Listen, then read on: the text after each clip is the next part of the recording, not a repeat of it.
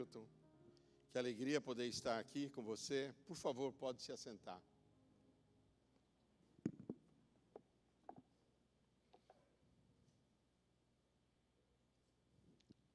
Hoje é uma noite que nós falamos, Noite dos Milagres. E quando nós falamos essa palavra milagre, apesar de vivermos num tempo em que há muito misticismo e muita gente buscando o sobrenatural e indo para o lugar errado, nós não podemos deixar de falar daquele que é o mestre dos milagres, que é Jesus. E é interessante que os evangelhos falam disto. E há um deles, o livro escrito, o Evangelho de João, ele termina, se você puder abrir a sua Bíblia lá no Evangelho, e você pode ler o último versículo, um dos últimos versículos, que diz, porque é um livro que vai falar, e quando João, o apóstolo amado, escreveu esse livro, ele diz que muitas coisas foram escritas, e se quisesse escrever tudo, não haveria livros que pudessem conter todas as histórias, tudo aquilo que Jesus fez em 3 anos, não teria como escrever. Então eu selecionei, eu fiquei orando quando o pastor Hamilton me chamou, eu fiquei pensando nesse livro, o Evangelho de João. E João escreveu porque na sua época o pessoal estava pensando assim, mas Jesus era o Filho de Deus? Que prova que a gente tem que ele é o Filho de Deus? Como assim? Ele é um homem. Como é que um Deus pode se transformar num homem? Ele não é um filho de José, da Maria, a Maria com quem, ali em Belém, escuta, que história é essa? E quando os discípulos, porque havia muitos deuses, e haviam também ídolos, e eles acreditavam que havia forças e poder sobrenatural. Mas quando o João escreve esse livro, ele escreve tendo em mente a responder para aquela audiência e também serve para nós. Quem é Jesus? Quem é Jesus?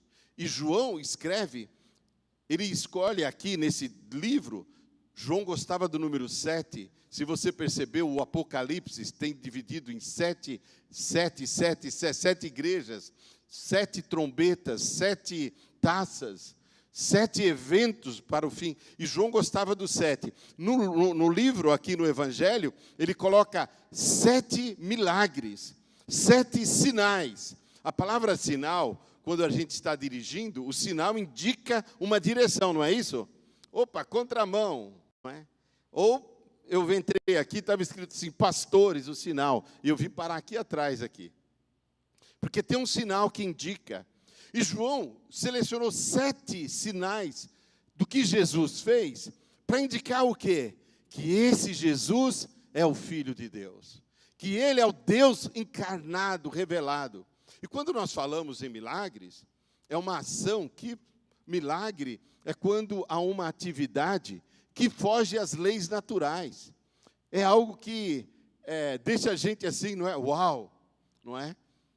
Ficamos admirados, porque não cabe na nossa razão. A gente não consegue entender o que está acontecendo. E a Bíblia é um livro assim de milagres. Agora, milagre com letra maiúscula, somente Deus opera. Milagre, que é realmente um milagre, quando Deus faz um milagre, a intenção dele é se revelar, é se mostrar, é mostrar o seu plano, o seu amor, a sua generosidade conosco. E ele faz isso de graça, pela graça, porque ele quer manifestar algo para mostrar que ele nos ama e que ele tem interesse na minha vida, na sua vida. E João, o apóstolo amado, ele diz, olha, eu escrevi esse livro, eu o toquei, eu o vi, o que ele fez é inegável, porque eu presenciei, eu não entendi. E ele começou a escrever. Então, a primeira coisa que a gente olha, são 7 sinais, nós vamos pensar em 3.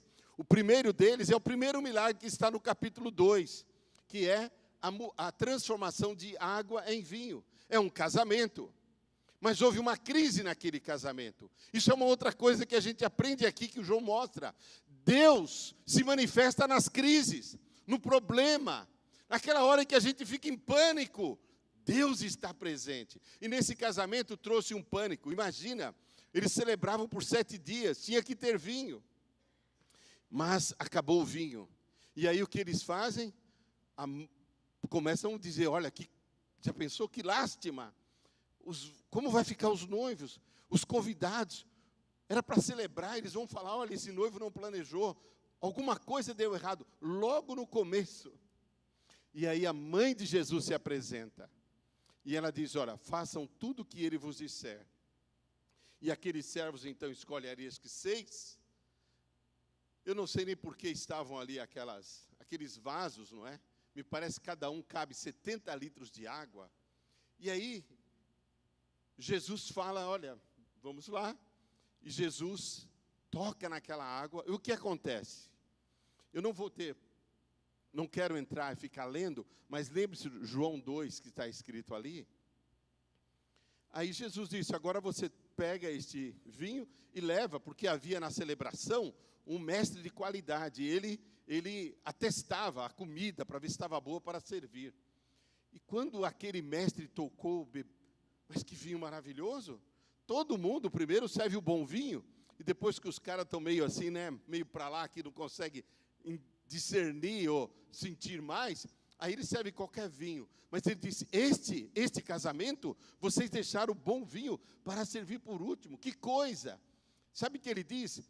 Ele diz, olha, este vinho tem a melhor qualidade. É nesse milagre que Jesus se revela como mestre da qualidade. Eu e você buscamos qualidade na vida.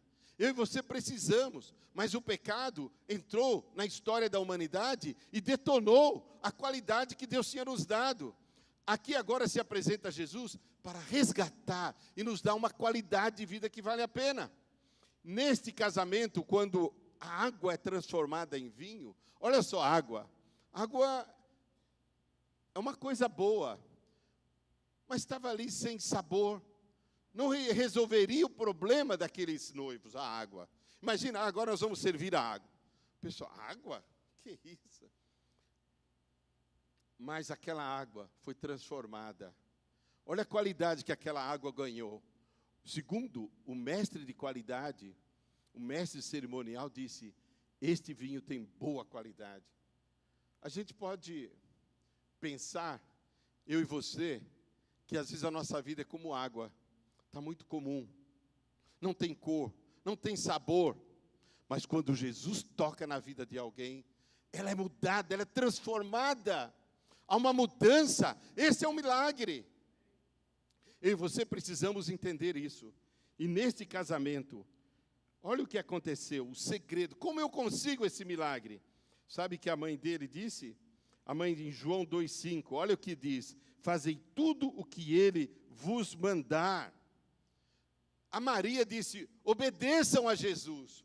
O segredo de uma qualidade de vida é obedecer a Jesus. É fazer o que Ele manda a gente fazer. Muita gente está sofrendo, está tendo problema na família, não tem qualidade de vida, porque está em desobediência a Jesus. Aí eu obedeço a religião. Mas aqui, esse texto, nós aprendemos que eu tenho que obedecer a Jesus. E quando eu obedeço, a qualidade de vida. Jesus estava passando numa casa, na cidade de Jericó, e tinha um baixinho lá, que tinha uma qualidade de vida atrapalhada. Jesus entrou na casa dele, e ele decidiu obedecer a Jesus. Ele desce e diz, olha, Jesus fala, entrou salvação, cura nesta casa. E ele saiu de lá, que ele disse, olha, se eu fiz alguma coisa errada, eu quero acertar. A qualidade de vida dele mudou. Pense bem hoje à noite sobre isso. Este versículo, fazei tudo o que ele vos disser. Pare de ouvir a religião, pare de ouvir os coaches, pare de ouvir a autoajuda.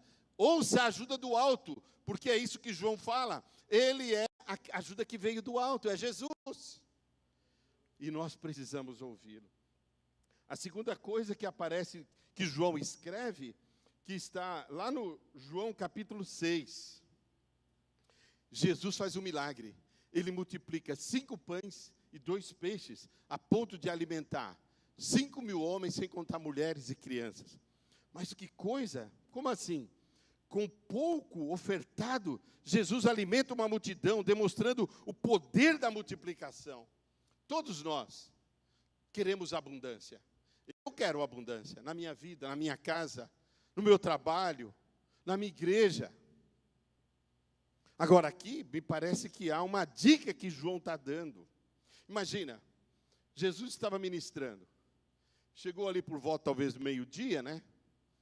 E aí está todo mundo com fome. E Jesus fala para os discípulos, alimente a multidão. Dê a eles, vocês devem alimentar. E André, Senhor, não tem comida nem para nós. Despede a multidão, que eles vão aí no Habib's, não é? No Pizza Hut, vão aí na churrascaria, porque aqui não tem comida, Deus. E Jesus, como? Ah, mas espera aí, tem um rapazinho aí, que ele tem aí um sanduíche de tuna, tem 5 pães e 2 peixes. Mas o que é isso para tanta gente? Mas olha, interessante que aquele rapaz ouviu, e ele disponibilizou, ofereceu o sanduíche para Jesus. E Jesus toma aquele sanduíche e multiplica, que alimenta 5 homens, sem contar mulheres e crianças, e ainda sobra 12 cestos, irmãos. Sobeja. Olha que coisa, cria abundância. Jesus se mostra aqui o mestre da multiplicação. Ele só quer o pouco. Que pena que ali a mentalidade dos discípulos, Senhor, é para nós primeiro. Nordestino fala, farinha pouca, meu quinhão primeiro. Eu estou sempre pensando em mim, em nós, na minha família. E sabe que a gente aprende com aquele jovem? Ele se engajou no que Jesus estava para fazer. Ele percebeu, Jesus quer fazer algo diferente aqui. Deus está no lugar, alguma coisa especial. E ele, quando ouviu falar de fome, e os discípulos querendo despedir o pessoal, vai lá no Habib's, Senhor, despede. Ele disse, não, está aqui. Ele se engajou, e ele doou, colocou nas mãos de Jesus, aqueles 5 pães e 2 peixes. E Jesus fez um grande milagre. Multiplicou.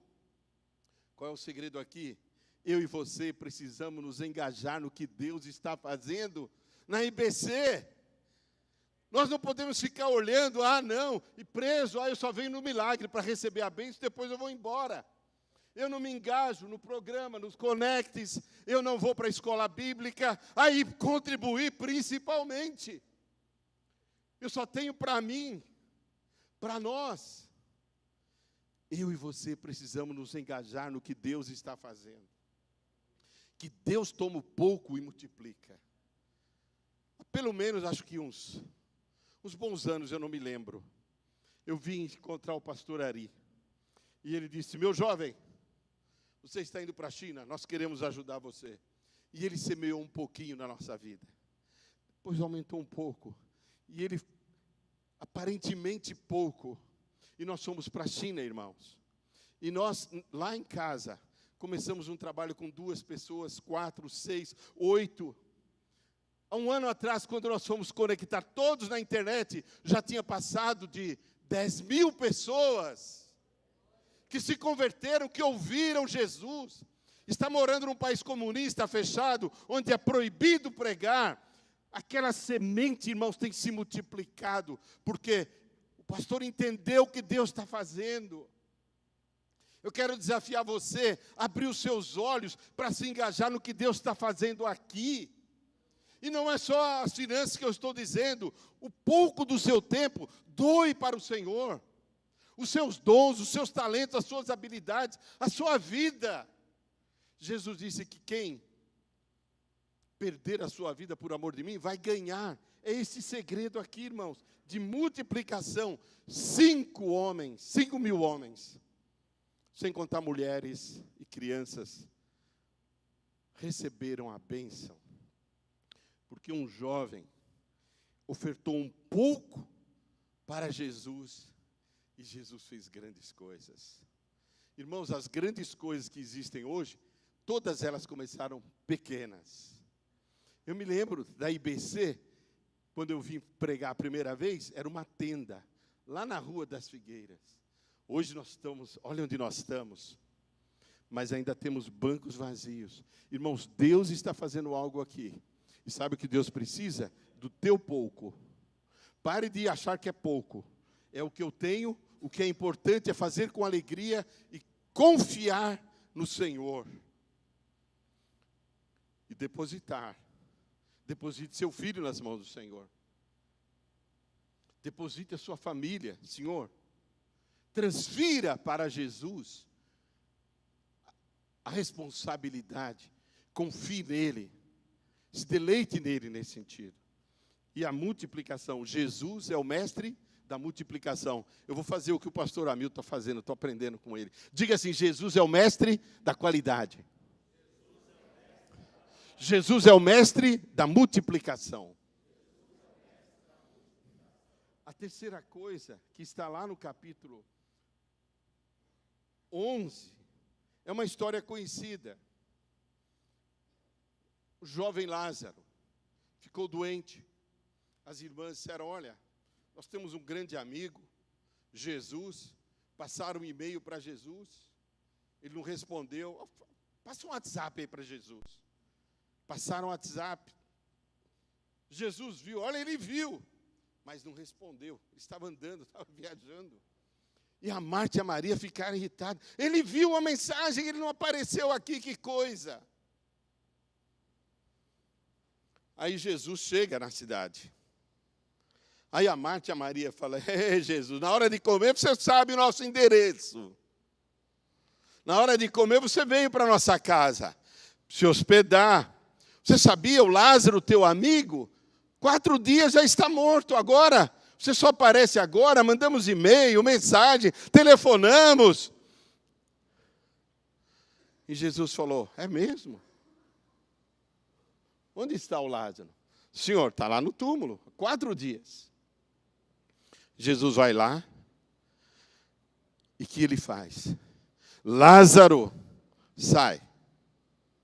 E Lázaro saiu. Jesus fez o milagre, porque ele tem autoridade sobre a vida e sobre a morte. E ele pode fazer um milagre, porque para ele é normal o milagre, para nós é alguma coisa assim, mas olha o que Jesus faz. Algo sobrenatural, porque ele é o mestre do sobrenatural. Eu e você podemos desfrutar do sobrenatural. Claro que eu preciso do médico, eu preciso do meu remédio, mas há momentos em que o bicho pega, desculpa a expressão, e não tem mais jeito. E você ouve, eu já compartilhei com vocês, quando veio a biópsia e a nossa família estava do lado de fora, minha irmã pergunta para o médico, é câncer? É. Agressivo? É. Gleason? 8. Eu estou lá deitado ouvindo, eu não podia me mexer, que eu estava com um problema na ciática, aqui no Hospital São Caetano. Minha irmã pergunta para o médico, mas quanto tempo ele vai viver? Talvez uns 6 meses.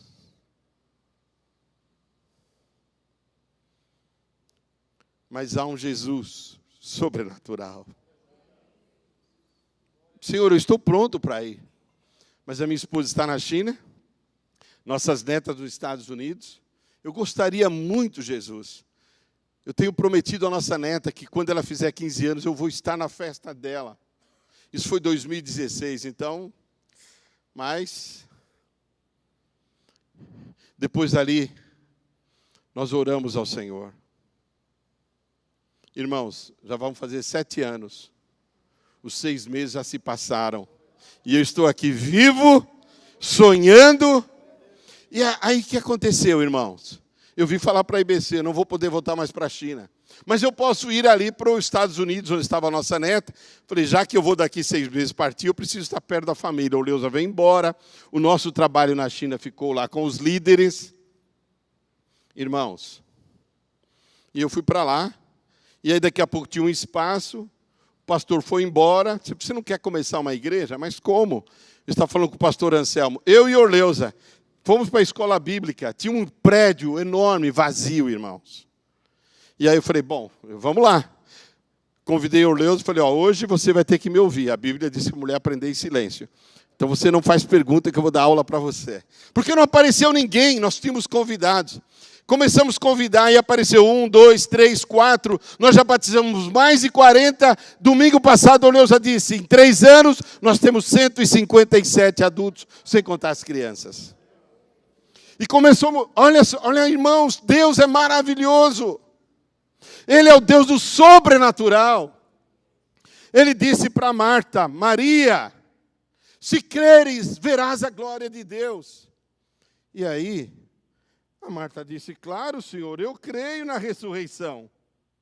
Eu creio, eu sei, Ele vai ressuscitar. Não, Marta, você não entendeu.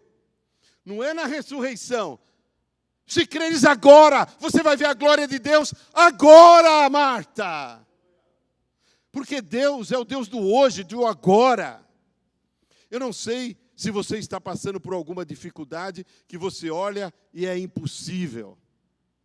Eu tinha um grande complexo na minha adolescência, porque eu olhava aqui, hoje você pode ver, eu tinha umas verrugas. Nascia verruga para cá, para lá, eu colocava durex, coloquei tudo que falavam que passa. Olha, nós estamos em casa, né, pastor? Falaram para mim, coloca cocô de galinha que passa. Eu fui no galinheiro para ver se... Eu tinha receio. Eu tinha um complexo de ver aquelas verrugas. Eu não gostava de mostrar a mão para ninguém. E aqui em Santo André, um dia nós fomos num culto de oração. E o irmão falou assim, se você crê, Deus vai... O que você está pedindo para o Senhor? Peça ao Senhor. E eu falei, Senhor, hoje é dia então. Essas verrugas, elas me incomodam, Senhor, dá um jeitinho nelas. Ele disse, ergue as mãos. Eu ergui as mãos. De repente eu comecei a sentir um líquido escorrendo no meu braço, irmãos. Sabe o que era? As verrugas estavam caindo. Foi naquele dia, naquele momento. Eu criei que Deus poderia fazer um milagre na minha vida. E as verrugas, hoje eu posso te mostrar depois do culto, só tem marcas e cicatrizes. Porque Jesus é o Deus do sobrenatural. Ele não tem, irmãos, nada impossível. Jesus disse que não há nada impossível para Deus. Pense nisso um pouquinho.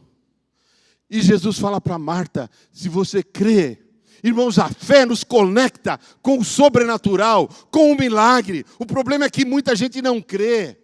Acha bonito, isso é lá para o pastor. E a gente não crê. Sabe o que é fé? É você acreditar no que Deus fala. É você acreditar nessa palavra que João deixou escrito, contando Jesus e Marta. Se creres, verás a glória de Deus. É tempo de crer. Jesus disse que no final dos tempos, talvez no seu retorno, ele não encontrasse fé. Fé não é um sentimento, irmãos. Fé é acreditar na palavra de Deus, no que Jesus falou. Eu criei e eu fui curado. Havia um homem leproso. Havia muitos, milhares, Jesus falou isso. Mas só um foi curado. Sabe por quê? Porque só ele creu. Havia muitas viúvas que perderam o marido, mas só uma recebeu a bênção. Sabe por quê? Porque ela creu. Havia muitas mulheres com fluxo de sangue, mas só uma foi curada. Sabe por quê? Porque ela creu. Ela pensou, se eu tocar nele. Porque Jesus, irmãos, Ele é a resposta de Deus. Ele é o mestre dos milagres. E nesta noite, eu quero desafiar você. Eu quero experimentar transformação.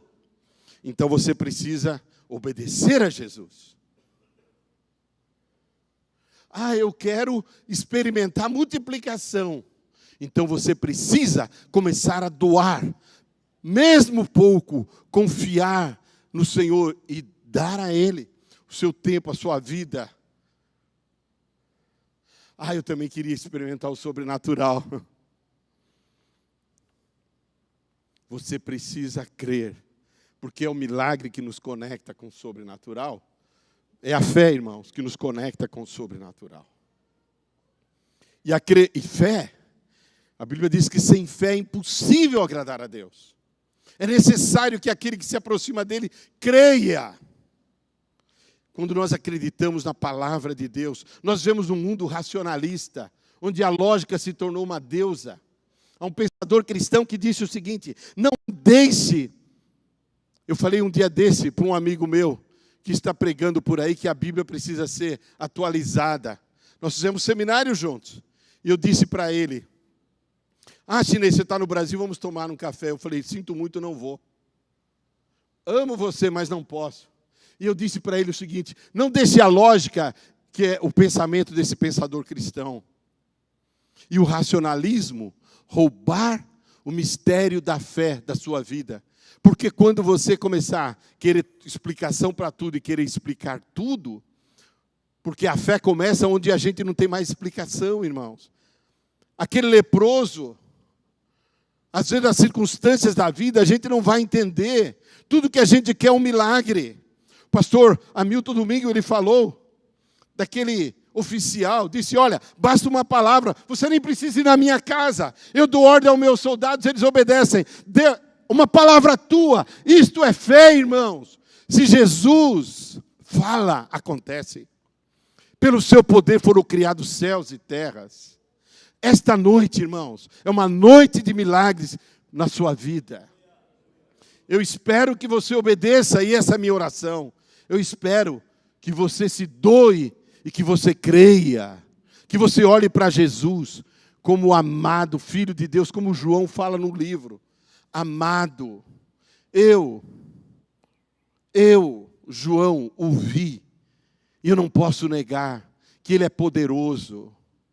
Será que você está passando por circunstâncias difíceis hoje e que precisa de uma intervenção sobrenatural? Você veio hoje no lugar certo. É possível que você diga assim: o diabo no melhor dia dele me pegou no meu pior dia e me derrubou. Hoje é noite de bênção, de transformação, de você se levantar e sair daqui com vitória, dizendo: glória a Deus, aleluia, o meu Deus tem poder, e no seu momento Ele vai fazer um grande milagre. Você pode dizer amém, irmãos? Você crê, irmãos? Se creres, verás a glória de Deus. Não é eu que estou dizendo, é Jesus. Marta, mas é quando... Não é no futuro, é hoje, irmãos. O nosso Deus é o Deus de hoje, do agora. Em Hebreus está escrito: se ouvirdes a sua voz, não endureçais o vosso coração. No dia de hoje, de agora, Deus está falando com você. E você vai ter uma postura de dizer: Senhor, eu quero crer. Senhor, eu quero experimentar isso. Senhor, eu estou pronto a obedecer.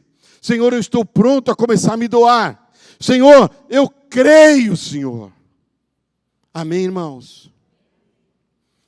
Minhas verrugas foram embora, o câncer já foi embora. Uma hora eu vou para o céu, irmãos. Mas é na vontade dele, não é que essas profecias malignas dos médicos ou dos advogados, não tem jeito para você. Você que alguém falou não tem jeito para você, hoje Deus está falando para você: dê uma chance para mim, eu quero entrar e fazer um milagre. Mas disseram que seu caso não tem mais jeito, você foi desenganado. Havia um sujeito, na época de Jesus, numa região chamada Decápolis. Eram 10 cidades romanas. E Jesus foi se aproximando dele, e era um sujeito nervoso. Ninguém queria chegar perto. Um tal de gadareno. Quando ele chegou para Jesus, ele se encurva. E Jesus expulsa os demônios da vida dele. E ele fica livre. Os porcos é que receberam e foram jogados no mar. Nós chegamos na China. E aí havia um rapaz jovem. E o nosso coordenador era um britânico. Ele falou: olha, tem um rapaz aí que ele abrir a Bíblia ou ir na casa dele, ele fica endemoniado, não tem o que fazer. E vocês lá do Brasil, parece que vocês oram aí, vamos lá comigo. Fomos lá. Quando eu cheguei na porta, ele já caiu no chão, começou a estribuchar. E por 4 semanas, a gente indo lá orar, e ele... Falei: Senhor, o que está acontecendo? Comecei a jejuar. E aí, enquanto ele estava sóbrio, eu falei: Senhor, eu vou pedir que ele não caia endemoniado, para ele ficar sóbrio, para eu poder compartilhar, conversar com ele. E aí, naquele dia, eu cheguei lá e eu estava assim: em nome de Jesus, o diabo não vai pegar esse cara hoje. E o meu chefe britânico falava chinês, eu ainda estava na escola de línguas. Eu tinha que falar inglês e ele traduzia. Resultado, ele começou a contar que ele fez um pacto no templo com o diabo para ele ir bem na faculdade, porque os irmãos iam bem e ele ia mal, e ele fez um pacto. E agora ele nem está indo bem na faculdade e o demônio pegando ele. Pacto com o diabo é assim, viu, irmãos? Dá tudo errado, é tudo mentira. Ele é mentiroso, ele é enganador. Mas naquele dia eu disse, há um Jesus que pode libertar você. Ele falou, eu faria qualquer coisa. E eu disse para ele, então você vai orar assim, recebendo Jesus. Ele recebeu Jesus. Ele foi curado, irmãos. Ele ficou livre e nunca mais. Eu me lembro no dia do batismo dele, eu orando. Ele se transformou num diácono, irmãos, da igreja batista. Que havia aquela pequena igreja com um pastor velho de quase 100 anos. Mas ele foi liberto. Jesus tem poder sobre Satanás. Centros de macumba, espiritismo, não importa o que foi feito lá. Jesus quebra as cadeias e você vai ficar livre, porque Jesus, ele é autoridade. É quando João apresenta Jesus como Cordeiro de Deus. Em Apocalipse, o mesmo João escreve, e ele diz, eis aí o Cordeiro, o leão da tribo de Judá, que tem poder, irmãos, poder. Jesus pode fazer um milagre hoje na tua vida. Será que a gente poderia cantar um pouquinho? Eu quero desafiar você a ter esta confiança que o Senhor trouxe você para te dizer, eu te amo e eu quero mudar a tua vida. Jesus é o mestre do sobrenatural. Não importa, irmãos, a sua condição, ou irmã, ou jovem, ou pai. Jesus quer arrumar a tua casa, quer arrumar o teu trabalho, quer arrumar o teu emprego. Ouça o que Jesus está dizendo. Eu gostaria que você ficasse de pé. E se Jesus tem falado com você, e você crê que Ele é o mestre dos milagres, eu gostaria que você viesse à frente, que nós vamos orar por você. E o milagre vai acontecer, porque Jesus é o Deus de agora. Jesus é o Deus de hoje. Enquanto a música toca, prepare o teu coração. Peça ao Senhor, Senhor, me ajuda na minha fé, Senhor, porque eu preciso. E eu quero, Senhor, eu creio na Tua palavra.